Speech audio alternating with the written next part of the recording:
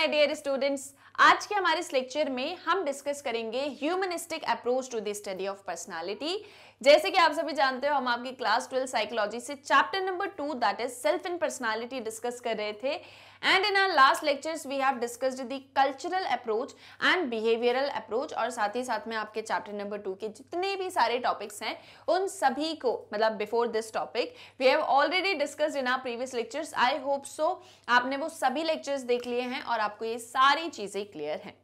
अब जो हमारे आज के इस लेक्चर में हम बात करने जा रहे हैं that is about the humanistic approach to the study of personality, and here I am Saloni Pandey, your psychology educator. Welcome you all to your favorite channel Magnet Brains, जहां पर आपको मिलती है 100% फ्री एंड क्वालिटी एजुकेशन, और वो भी बिना किसी पेड सब्सक्रिप्शन के।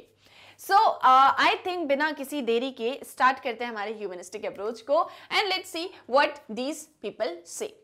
Look, the humanistic theories are mainly developed in response to Freud's theory, and Carl Rogers and Abraham Maslow have particularly contributed to the development of humanistic perspective on personality, and we will here examine their theories.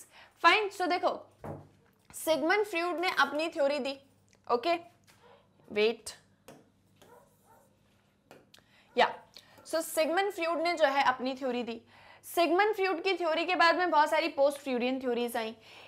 ये सभी disciple हुआ करते थे Freud के।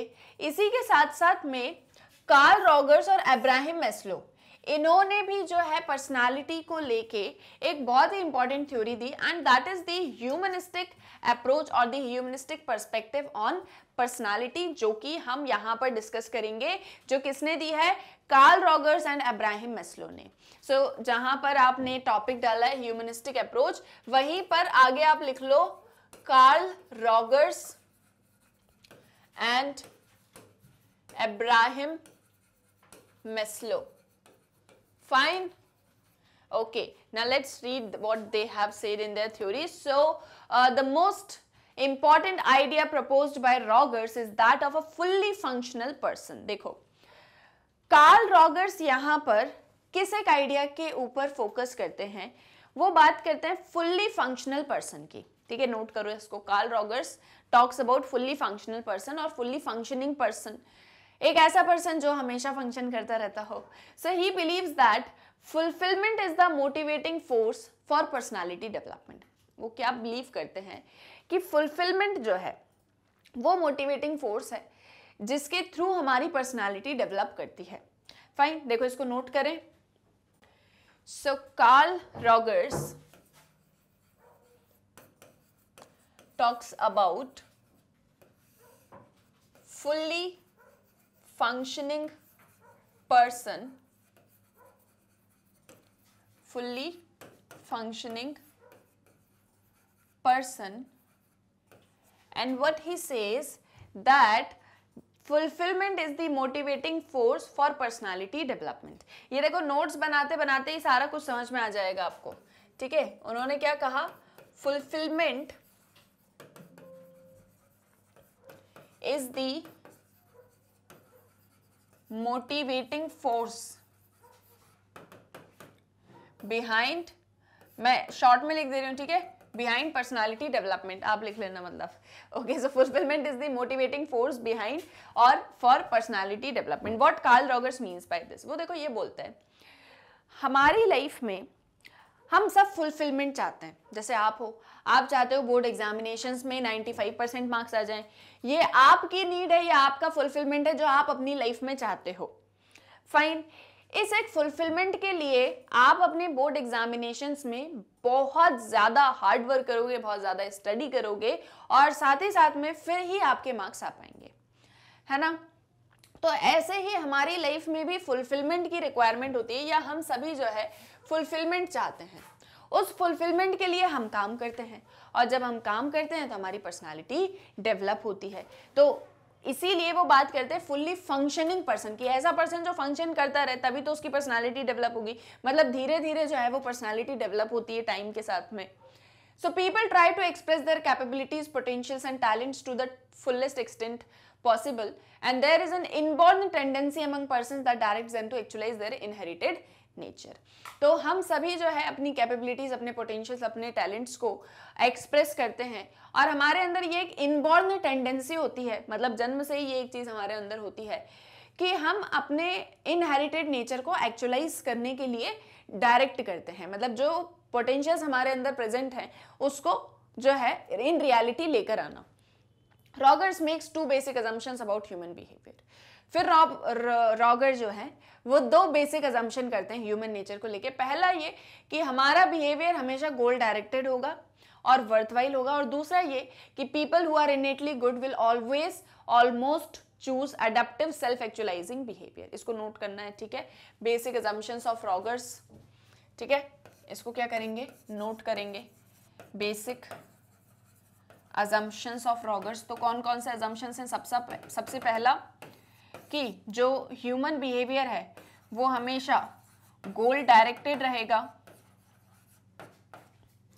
And worthwhile रहेगा, और दूसरा जो लोग इनेटली गुड होते हैं, मतलब अंदर से जो लोग अच्छे होते हैं, ठीक है, वो हमेशा adaptive self actualising behaviour choose करेंगे। कैसा behaviour? Adaptive and self actualising behaviour. मैंने शॉर्ट में लिखा है, आप फुल लिखेंगे। इसका मतलब यह है कि हम जो भी काम करते हैं उसका एक पर्पस है। अगर आप 95% बोर्ड एग्जामिनेशंस में लाना चाह रहे हो, इसीलिए तो आप इतनी ज्यादा पढ़ाई कर रहे हो, है ना। तो हम जो भी काम करते हैं उसमें हमारा एक गोल होता है और वो गोल वर्थ है, तभी हम उसके लिए काम करें, नहीं तो हम क्यों करते। जैसे मान लो आपके 12th बोर्ड एग्जामिनेशंस में 95 मार्क्स लाके भी आपको कुछ नहीं मिल रहा होता तो शायद आप उतनी मेहनत नहीं करते, लेकिन आपको मिलेगा इन जनरल, आपको एक अच्छा कॉलेज मिल जाएगा, आपकी एक अच्छी रैंक आ जाएगी और बहुत सारी चीजें, है ना। तो इसीलिए हम जो भी काम करते हैं, हमारा जो भी बिहेवियर होगा वो हमेशा गोल डायरेक्टेड होगा, वर्थवाइल होगा, और जो लोग अंदर से अच्छे होते हैं, अंदर से इनेटली गुड क्वालिटी जिनके अंदर होती है, वो हर एक तरीके के एनवायरनमेंट में अपने आप को अडेप्ट कर लेते हैं, ठीक है, वहां पे रहते हैं, कोई दिक्कत नहीं आती उनको, और साथ ही साथ में सेल्फ एक्चुअलाइजिंग बिहेवियर जो है उनके अंदर देखने को मिलता है। सेल्फ एक्चुअलाइजिंग बिहेवियर मतलब एक ऐसा बिहेवियर जहां पर आप हमेशा अपने आप को एक तरीके से ग्रो करते रहो और अपने आपको क्या बोलेंगे, एक बहुत ही अच्छा इंसान बनाने की कोशिश में लगे रहो। खैर, सेल्फ एक्चुअलाइजेशन को आगे हम मैस्लो में भी डिस्कस करेंगे। So Rogers theory grew out of his experience of listening to patients in his clinic. अब रॉगर ने ये थ्योरी दी तो उसके पीछे एक कहानी थी। कहानी ये थी कि रॉगर जो है जब इनके क्लिनिक में पेशेंट्स आते थे, ठीक है, रॉगर के क्लिनिक में जब पेशेंट्स आते थे तो वो क्या करते थे, पेशेंट्स की बातें सुनते थे, और पेशेंट्स की बातें जब वो सुनते थे तो कहीं ना कहीं एक उनको मतलब जो भी चीज़ें समझ में आई उसके थ्रू, उस एक एक्सपीरियंस के थ्रू उन्होंने जो है ये एक थ्योरी दी कि जो अभी हमने उनके बारे में डिस्कस करा, उनके अजम्पशंस के बारे में, और क्या वो फुल्ली फंक्शनल पर्सन की बात करते हैं। He noted that self was an important element in the experience of his clients. Thus, his theory is structured around the concept of self. तो बोलते हैं कि देखो, जब वो अपने क्लाइंट्स के साथ में मिलते थे और क्लाइंट्स के साथ उनका जैसे एक्सपीरियंस रहा तो वो हमेशा सेल्फ को जो है एक बहुत ही इंपॉर्टेंट एलिमेंट मानते हैं। वो ये बोलते हैं कि उनकी जो थ्योरी है वो पूरी की पूरी सेल्फ के कंसेप्ट के आसपास में है। सेल्फ का कंसेप्ट हमने पहले पढ़ा हुआ है, ठीक है। The theory assumes that people are constantly engaged in the process of actualising their true self and Roger suggest that each person has also a concept of ideal self. ये बहुत इंपॉर्टेंट है एग्जाम पॉइंट ऑफ व्यू से भी और आपके समझने के लिए भी, कि यहीं से जो रॉगर्स की थ्योरी है वो आगे बढ़ती है, ठीक है। मैं यहीं पे नोट कर रही हूँ, ठीक है। और रॉगर जो है वो थ्योरी देते हैं जिसमें रॉगर की जो थ्योरी है जिसमें जो मेन पार्ट है वो क्या है, सेल्फ। तो कंसेप्ट ऑफ सेल्फ के ऊपर वो ज्यादा फोकस करते हैं, और इस अपने कंसेप्ट ऑफ सेल्फ में वो दो तरह के सेल्फ की बात करते हैं। एक होता है हमारा आइडियल सेल्फ और एक होता है हमारा रियल सेल्फ। क्लियर? यहां तक कोई डाउट तो नहीं है, ठीक है। इसको अभी मैं एक्सप्लेन कर रही हूं, बाकी जितनी चीज है वो समझ में आई है ना। सो देखो वो क्या बोलते हैं, वो बोलते हैं कि देखो, एक हम सभी का जो है ट्रू सेल्फ होता है जिसे रियल सेल्फ कहा जाता है, और हम सभी इस एक ट्रू सेल्फ को एक्चुअलाइज करने में लगे रहते हैं। और एक होता है हमारे अंदर आइडियल सेल्फ। देखो, अगर मैं आपको नाम से इन चीजों को सजेस्ट करूं तो बेसिकली आइडियल सेल्फ वो है जो हम बनना चाहते हैं, और रियल सेल्फ वो है जो हम असलियत में है। क्लियर? तो आइडियल सेल्फ मतलब जैसे एक एग्जांपल देती हूँ, आप अमिताभ बच्चन बनना चाहते हो, वो आपका आइडियल सेल्फ है कि उनके जैसा बनूं, उनके जैसे रहूं, उनके जैसी लाइफ स्टाइल हो, उनके जैसे थॉट्स हो, सब कुछ। बट इन रियलिटी आप किसका एग्जांपल लूं, शाहिद कपूर हो, फाइन। सो एक हमारा ट्रू सेल्फ होता है, एक हमारा आइडियल सेल्फ होता है। एक वो होता है जो हम करना चाहते हैं जीवन में, जो हम बनना चाहते हैं, जो हम चाहते हैं, बट इन रियलिटी हम क्या हैं, वो हमारा रियल सेल्फ है। क्लियर? देखो, an ideal self is the self that person would like to be, and when there is a correspondence between the real self and the ideal self, a person is generally happy. अब आप अमिताभ बच्चन बनना चाहते हो, आप उनके जैसे बनने के पूरे काम कर रहे हो और आपको लग रहा है कि एक दिन बन जाओगे, तो आप खुश रहोगे। लेकिन आप हो शाहिद कपूर और आपको बनना अमिताभ बच्चन है, तो आप खुश नहीं रह पाओगे, क्योंकि आप वो बन नहीं पा रहे जो आप चाहते हो, और जो आप हो आप उसको भी एक्सेप्ट नहीं कर रहे हो। क्लियर? समझ में आ रही है ना चीजें? So discrepancy between the real self and the ideal self often results in unhappiness and dissatisfaction. एक और एग्जांपल लेते हैं, ठीक है? देखो, आपका आइडियल सेल्फ कहता है कि आपको फॉर एग्जांपल बड़े होके, मतलब बड़े तो हो ही गए हो, और बड़े होके आईएएस बनना है, ठीक है? आपका आइडियल सेल्फ कहता है आपको आईएएस बनना है, ये आपका आइडियल सेल्फ है। रियल सेल्फ इन रियलिटी आप कर क्या रहे हो? आप अभी स्कूल की पढ़ाई कर रहे हो, स्कूल की पढ़ाई करने के बाद में आप एक कॉलेज लोगे, उसके बाद में आप एक डांस क्लास ज्वाइन कर लोगे, फिर आप एक स्विमिंग क्लास ज्वाइन कर लोगे, फिर इसके बाद में आप जो है आपको एक जॉब मिल जाएगी, ठीक है? आप वो जॉब करने लग जाओगे, उस जॉब में आपका काम रहेगा डेटा एंट्री का। एक एग्जाम्पल दे रही हूँ मैं आपको, ठीक है? आपका काम है डेटा एंट्री का, या आपको एमएनसी में एक जॉब मिल गई, आप संतुष्ट हो गए, ठीक है? आपने सोचा हाँ यार ठीक है जॉब मिल रही। अब रियलिटी में आप कर कुछ रहे हो, लेकिन आप चाहते कुछ और हो। ऐसे में आप कोई भी काम करो, आपको उस एमएनसी में 1 लाख रुपीज भी मिल रहा होगा ना पर मंथ, तो भी एक खुशी नहीं रहेगी।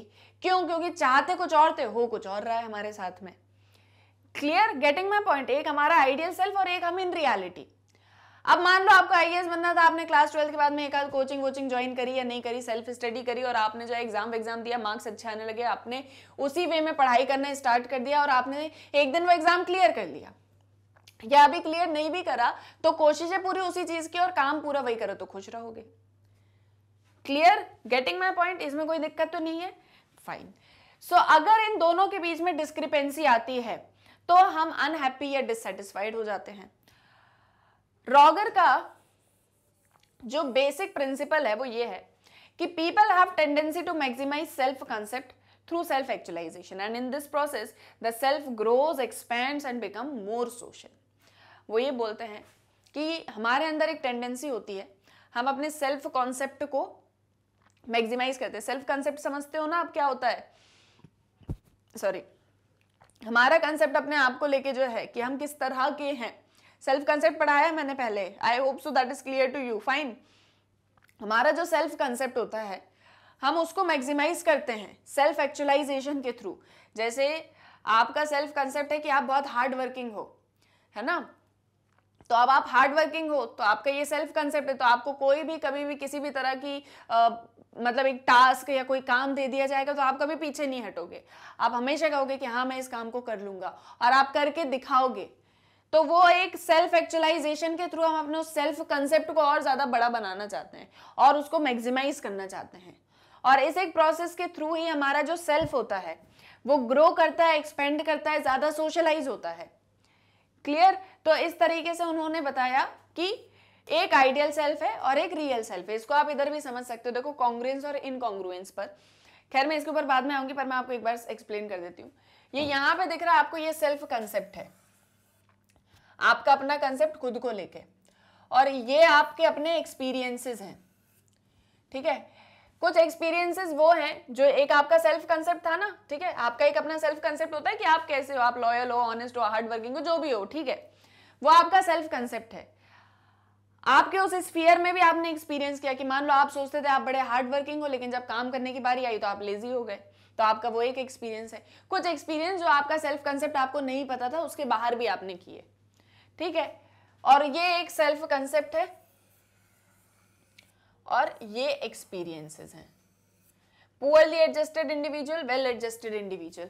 आपको अभी ये चीज समझ में नहीं आएगी, मैं इसको थोड़ा आगे आपको एक्सप्लेन करूंगी, बट आई होप सो कि ये जो एक चीज जितनी मैंने यहाँ तक बताई कि आइडियल सेल्फ क्या है, रियल सेल्फ क्या है, वो सारी चीजें आपको क्लियर है और उनमें कोई डाउट नहीं है। अब हम बात करेंगे कॉन्ग्रुएंस की और इनकॉन्ग्रुएंस की। क्लियर, कुछ एग्जाम्पल्स के थ्रू इसको समझेंगे। सो देखो, Rogers view personality development as a continuous process and it involves learning to evaluate oneself and mastering the process of self-actualization. So he recognizes the role of social influences in the development of self-concept. And when social conditions are positive, the self-concept and self-esteem are high. In contrast, when these are negative, so these are low. देखो, Rogers बोलते हैं कि personality development एक continuous process है। हमारी personality develop होती रहती है। देखो, उन्होंने क्या बोला, उन्होंने कहा एक आइडियल सेल्फ एक रियल सेल्फ है, ये तो हमेशा चलेगा। जब तक लाइफ है तब तक हमारे नए गोल्स, हमारा नया आइडियाज, नए आइडियाज बनते रहेंगे और हम इन रियलिटी चीजें करते रहेंगे।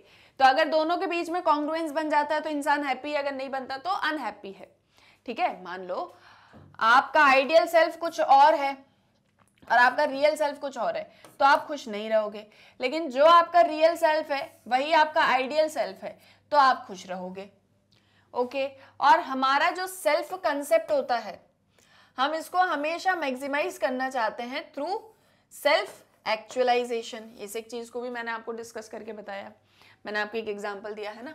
सो हम हमेशा जो है अपनी पर्सनालिटी को इन चीज़ों के थ्रू डेवलप करते रहते हैं। जैसे जैसे हम बड़े होते हैं, जैसे जैसे हम चीज़ों को लाइफ में एक्सपीरियंस करते हैं, हम वैसे वैसे हमारी पर्सनालिटी डेवलप होती रहती है। एक एग्जांपल देती हूँ मैं आपको नेगेटिव वाला, कि मान लो आपका एक अपना सेल्फ कंसेप्ट था कि आप बहुत ही हार्ड वर्किंग हो, लेकिन जब काम करने की बारी आई तो आप बहुत ही ज़्यादा लेजी हो गए। ठीक है, तो पहली बात तो ये, यहाँ पे आपका सेल्फ कंसेप्ट भी लो हो गया और आपके अंदर जो एक सेल्फ एस्टीम थी, ठीक है, जो हाई और लो होती रहती है, वो भी यहाँ पर आपकी लो हो गई। क्लियर, और अगर ये दोनों चीजें पॉजिटिव होती कि आप हार्ड वर्किंग हो और आप इन रियलिटी भी वही चीज कर रहे हो, फाइन, तो ये आपका एस्टीम को दोनों को और ज्यादा बढ़ा देती।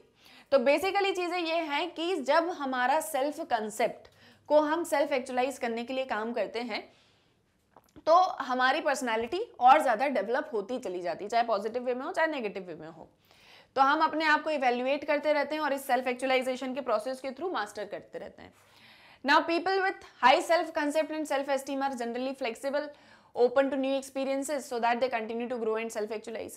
And this situation warrants that an atmosphere of unconditional positive regard must be created in order to ensure enhancement of people's self-concept. तो अगर आपका self-concept, self-esteem high है, तो generally हम जो है, मतलब अगर ये flexible हैं, high हैं, तो हम नई नई चीज़ों को एक्सपीरियंस करते रहते हैं और हमारे अंदर जो है एक ग्रोथ होती रहती है। मतलब मैं आपको एक एग्जांपल से समझाती हूँ कि मान लो आपका जो भी सेल्फ कंसेप्ट है, आप उसको एक्चुअलाइज करने के लिए काम कर रहे हो और आपका सेल्फ एस्टीम जो है वो भी बड़ा हाई है, तो आपकी लाइफ में जो भी नई चीज़ें आएंगी आप उसको एक्सपीरियंस करते जाओगे। और जब आप नई नई चीज़ों को अपनी लाइफ में एक्सपीरियंस करते चले जाओगे, आगे बढ़ते चले जाओगे, तो आप ग्रो करोगे और ज़्यादा, है ना। लेकिन अगर आप अपने बारे में बस एक चीज आपने सोच ली और उसके अलावा आप कुछ नहीं सोच रहे, तो कहीं ना कहीं आप चीजों को एक्सपीरियंस नहीं कर पाओगे। खैर, सेल्फ कंसेप्ट को हमने बहुत डिटेल में पहले पढ़ लिया है, तो कार्ल रॉगर्स में आपको और ज्यादा कुछ नहीं, बस आइडियल सेल्फ और रियल सेल्फ को समझना है। दूसरी इंपॉर्टेंट बात यह है कि जब हम ग्रो करते हैं तो एक ऐसा एटमॉस्फेयर बन जाता है अनकंडीशनल पॉजिटिव रिगार्ड का, जहां पर हमारा सेल्फ कंसेप्ट और ज्यादा एनहेंस ही होता है। The client-centered therapy that Rogers developed basically attempts to create this condition. अब ये जो एक क्लाइंट सेंटर्ड थ्योरी, इसको नोट करो, रॉगर्स ने दी थी ये थ्योरी, ठीक है, मैं यहां पर इसको नोट करवा रही हूं। रॉगर्स ने ही एक थ्योरी दी थी that is known as the client centred theory, या सॉरी थेरेपी।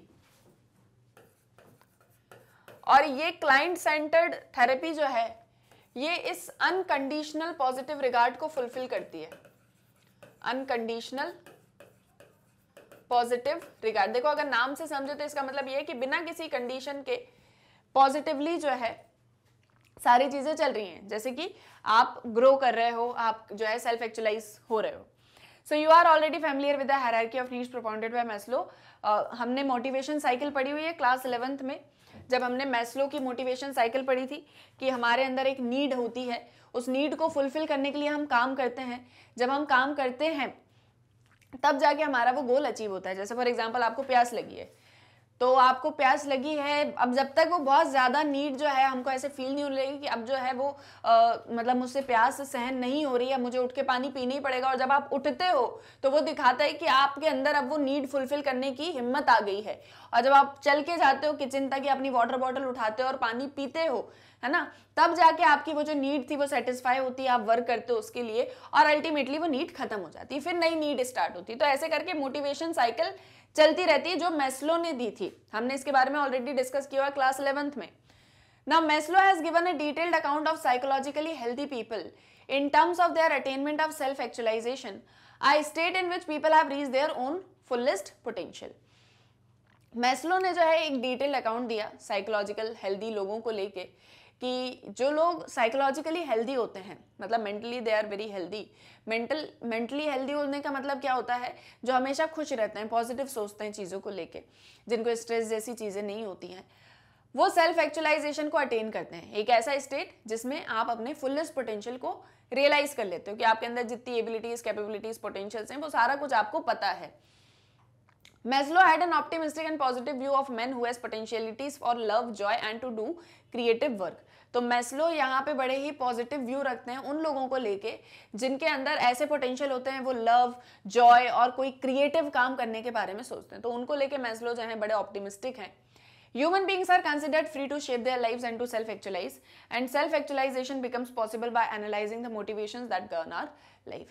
तो ऐसे करके जो ह्यूमन बींग्स हैं वो अपनी लाइफ को शेप करते हैं, सेल्फ एक्चुअलाइज करते हैं, अपने पोटेंशियल्स को जानते हैं। और ये सेल्फ एक्चुअलाइजेशन पॉसिबल होता है जब आपके अंदर मोटिवेशन होती है।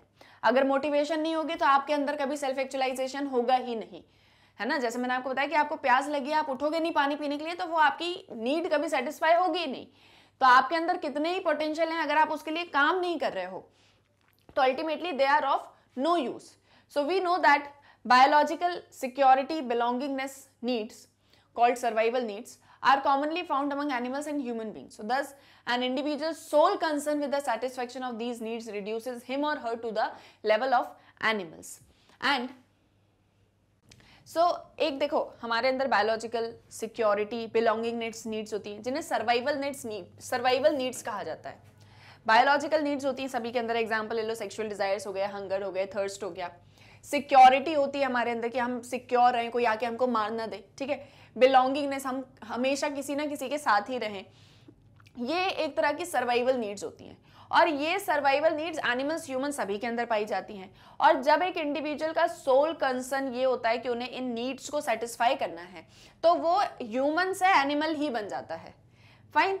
So the real journey of human line begins with the pursuit of self-esteem and self-actualization. तो जब हमारे अंदर सेल्फ एस्टीम और सेल्फ एक्चुअलाइजेशन आ जाता है तब हमारी ह्यूमन लाइफ जो है, मतलब जब हम इसको परस्यू करना चाहते हैं तब ह्यूमन लाइफ स्टार्ट होती है।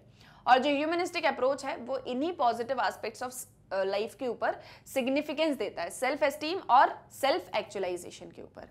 तो अब तक हमने क्या पढ़ा कि ह्यूमनिस्टिक अप्रोच कार्ल रॉगर्स ने दिया और किसने, अब्राहम मैस्लो ने। अब्राहम मैस्लो ने भी सेल्फ एक्चुअलाइजेशन की बात करी, कार्ल रॉगर्स ने भी सेल्फ एक्चुअलाइजेशन की बात करी। उन्होंने आइडियल सेल्फ और रियल सेल्फ के बारे में बात करी। और सेल्फ एस्टीम और सेल्फ एक्चुअलाइजेशन अगर हमने अपनी लाइफ में ले आए तो अल्टीमेटली जो हमारी लाइफ है वो एक मतलब क्या बोलेंगे, ह्यूमनिस्टिक पाथ पर आ जाएगी। यहाँ पर जो इन्होंने क्लाइंट सेंटर्ड थेरेपी के बारे में बोला है, इसका मतलब देखो बेसिकली ये होता है जो हम डिस्कस कर रहे थे कि जैसे कार्ल रॉगर्स ने एक फुल्ली फंक्शनल पर्सन के बारे में बात करी और fulfilment is the motivating force के बारे में बात करी। तो हम सभी जो है हमेशा अपनी लाइफ में वही काम कर रहे होते हैं जो हमको सेटिस्फेक्शन प्रोवाइड करता है। इसके दो अजम्पशंस हैं कि आप जो भी काम करोगे उसका एक गोल होगा और साथ ही साथ में अडेप्टिव जो उस इन्वायरमेंट में हो जाएगा, अल्टीमेटली वही पर्सन है जो आगे बढ़ेगा लाइफ में, ठीक है, मतलब जिसके अंदर अडेप्टिवनेस रहेगी। इसी के साथ में उन्होंने कंसेप्ट ऑफ सेल्फ के ऊपर फोकस करा, तो उन्होंने आइडियल सेल्फ और रियल सेल्फ की बात करी जो सबसे ज्यादा इंपॉर्टेंट है कार्ल रॉगर्स के अंदर। अब्राहम मैस्लो ने बात करी किसकी, आपके सेल्फ एक्चुअलाइजेशन की। क्लाइंट सेंटर्ड थेरेपी की जो वो बात करते हैं वो ये कहते हैं, देखो रॉगर्स क्या कर रहे थे, अपने क्लाइंट्स के साथ में थे, मतलब अपने पेशेंट्स के साथ में क्लिनिक में थे, जब उनके पेशेंट्स उनको बातें बताते थे वो पेशेंट्स की बातों को सुनते थे और पेशेंट्स को जिस तरह का ट्रीटमेंट चाहिए, जिस तरह का इन द सेंस कि उनकी बातों से वो ये समझ जाते थे कि इस पेशेंट की डिमांड्स क्या है या ये पेशेंट चाहता क्या है, तो उसी तरीके से उसको ट्रीट करते थे। ऐसे ट्रीट करते थे कि वो उसके दुख को पूरी तरह से समझते हैं, मतलब इन रियलिटी भी समझते थे और उनको बहुत ही अच्छा इन्वायरमेंट और बहुत ही अच्छा फील करवाते थे। तो अल्टीमेटली जो भी पेशेंट्स वगैरह होते थे उनको ये थेरेपी के थ्रू बहुत ज़्यादा रिलीफ मिलता था। तो ये एक जो अनकंडीशनल पॉजिटिव रिगार्ड है, खैर इसको हम आगे डिस्कस करेंगे, that has been talked in Carl Rogers humanistic approach and Abraham Maslow. I hope so that is clear. देखो इसमें बहुत ज़्यादा डिटेल में नहीं जाना है, जस्ट इतनी बात करनी है कि जो ह्यूमनिस्टिक अप्रोच है वो कार्ल रॉगर्स ने और अब्राहम मैस्लो ने दिया। इन दोनों ने मिलकर बात करी कि ह्यूमन आप कब बनोगे, जब आप सेल्फ एस्टीम और सेल्फ एक्चुअलाइजेशन की तरफ आगे बढ़ोगे। और ये आप तब कर सकते हो जब आपका आइडियल सेल्फ और रियल सेल्फ में कॉन्ग्रुएंस बना रहेगा। आप लाइफ में जैसे जैसे एक्सपीरियंस करते जाओगे, जैसे जैसे आप नई नई चीज़ों को सीखते जाओगे, वैसे वैसे आपका सेल्फ ग्रो करेगा। जब आपका सेल्फ ग्रो करेगा तो आपकी पर्सनैलिटी बनेगी। क्लियर। कॉन्ग्रुएंस और इनकॉन्ग्रुएंस वाली जो हम बात कर रहे थे वो भी कुछ इस तरीके की ही थी कि जैसे आपका एक, आप बोलते हो कि पान मसाला नहीं खाना चाहिए, उसे खाने से कैंसर होता है, ठीक है, और दूसरी तरफ आप खुद पान मसाला खाते हो, तो ये क्या बता रहा है कि आप इन रियलिटी कुछ और हो और आप बोलते कुछ और हो, तो यहाँ पे इनकॉन्ग्रुएंस बन जाएगा। फाइन। लेकिन अगर आप बोलते हो कि पान मसाला खाने से कैंसर होता है, उसे नहीं खाना चाहिए, और आप नहीं खाते हो, तो आपके आइडियल और रियल सेल्फ में कॉन्ग्रुएंस बना हुआ है। और ऐसे में आप पॉजिटिव चीजों को अपनी लाइफ में एक्सपीरियंस करोगे और सेल्फ एक्चुअलाइजेशन आपका होगा। फाइन। अब्राहम मैस्लो का बस सेल्फ एक्चुअलाइजेशन पढ़ना है, जो क्लास 11th में पढ़ा था वही सेम है, बस उतना नहीं है, बस इतना जानना है कि ह्यूमनिस्टिक अप्रोच जो है वो इन्होंने दिया था। आई होप सो ये सारी चीजें भी क्लियर हैं। फाइन। सो एक बार इस टॉपिक को आप अपने बुक में जो है रीड करके देखो, और अगर आपको कोई भी डाउट आता है या कोई भी ऐसी चीज़ है जो आपको समझ में नहीं आ रही है तो आप मुझसे पूछो कमेंट सेक्शन में। इसी के साथ में आप मिलेंगे नेक्स्ट वीडियो लेक्चर में, तब तक के लिए आप अपनी अच्छे से पढ़ाई करो। और जाते जाते एक और छोटी सी इन्फॉर्मेशन कि आप कैसे मैग्नेट ब्रेन्स की वेबसाइट को एक्सेस कर सकते हो। So as you all know, daily lectures आपको मैग्नेट ब्रेन्स की यूट्यूब चैनल पर मिलते हैं। साथ ही साथ में जो मैग्नेट ब्रेन्स की ऐप है that is also available on Play Store, जिसे आप डाउनलोड कर सकते हो। और मैग्नेट ब्रेन्स की website that is www.magnetbrains.com, that is very easily accessible on Google. आप इसको जैसे ही गूगल पे एंटर करते हो आपके सामने हमारे सारे टॉप कोर्सेज, हमारे toppers with high quality education and best teachers आपको देखने को मिलेंगे on magnet brains online education platform. यहाँ पर आपको जो भी कोर्स पढ़ना है, जो भी क्लास पढ़नी है, उस पर क्लिक करते जाना। जो भी सब्जेक्ट, जो भी चैप्टर आपको पढ़ना है, just click on watch now और वीडियो आपके सामने ओपन हो जाएगा। तो बहुत ही इजीली आप अपनी पढ़ाई कर सकते हो बिना किसी दिक्कत परेशानी के। एक सीक्वेंशियल मैनर में आपको सारे वीडियोस मिल जाएंगे और साथ ही साथ में हम आपसे कोई पेमेंट भी नहीं लेंगे, ना ही हम आपको कोई कूपन भेजेंगे। Everything is just free of cost with quality and best teachers. तो अपने फ्रेंड्स और रिलेटिव्स को भी मैग्नेट ब्रेन्स के बारे में बताओ ताकि वो भी इस 100% फ्री एंड क्वालिटी एजुकेशन को एक्सेस कर सके। साथ ही साथ magnet brains Instagram, Facebook, Twitter, Telegram सभी पर अवेलेबल है, तो आप वहां भी इसको एक्सेस कर सकते हो।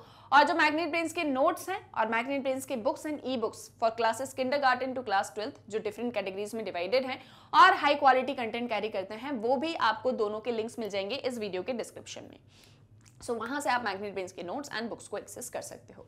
आई होप सो सारी चीजें क्लियर हैं। तो अब हम मिलेंगे नेक्स्ट वीडियो लेक्चर में। For more updates stay tuned with magnet brains, और जल्दी से वीडियो को कर दो like, share and subscribe. Thank you very much.